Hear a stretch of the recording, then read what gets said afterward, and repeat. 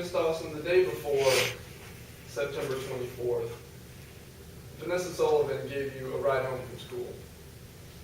That's right. And that's when she told you that to celebrate her 21st birthday, that she was going to go see the band at Chucky's. We were already planning on going to the show. We had talked about it before. In exchange for getting a ride home, you said that you'd be the designated driver the next time. That's right. And then the day of September 24th, you had an interview. I did. It didn't go very well. No, I'm not. No, I didn't. Objection. Relevant. Your Honor, having a bad interview goes to the mindset of the subject. The fact that she was probably stressed from a bad interview could go to if or how much or why she was drinking, which is relevant in this case. Your Honor, I'm not so sure that it does. Technically, in your jury instructions to receive, as far as the witness's conduct, it's the nature and purpose of her conduct on the day in question, and also the circumstances that were known to her on that day. Asking her about an interview prior to the alleged reckless conduct in question is not relevant. I'm going to sustain the objection. You got to Chuggy's about 2 o'clock, That's right. and you started drinking and reading a novel. Yeah, I did. Now, you have this rule that you use for yourself to know when you're okay to drive at the end of the night.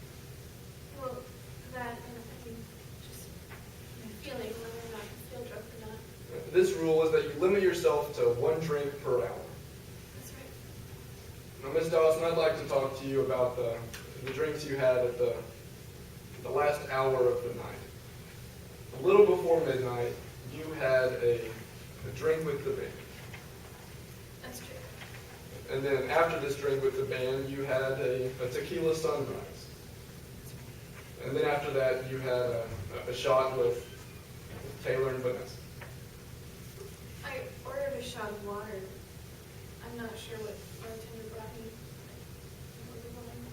But once you got burned when you drank it, I think she might have messed up. and so you think you probably had that 3rd drink as well. Yeah, but I felt fine to drive. So by your own admittance, you broke your rule to know when you're fine to drive. I go by what I feel. If I didn't feel fine to drive, I wouldn't have. Miss Dawson, you said you have a rule, and you broke it. Isn't that right? I broke that rule. Now, I'd like to talk about some things that you could have done whenever you left the bar. You could have taken a cab. I couldn't. Yeah.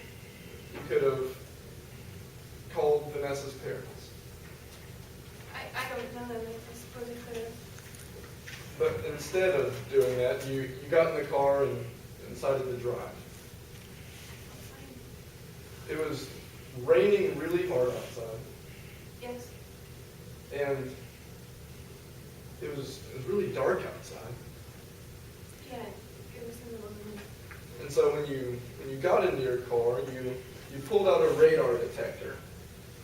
Vanessa had one in the car. And you decided to take the back roads, this one being Canyon Road, because there was less likely to be police officers there. Well, it was just the best way to get to Vanessa's house, but I didn't want to get pulled over, that's right. And so the reason you took Canyon Road is because there's no police officer. I guess, I mean, I don't know that they're working here, but yeah. And you said that you wanted to get Vanessa home in half the time that it usually takes.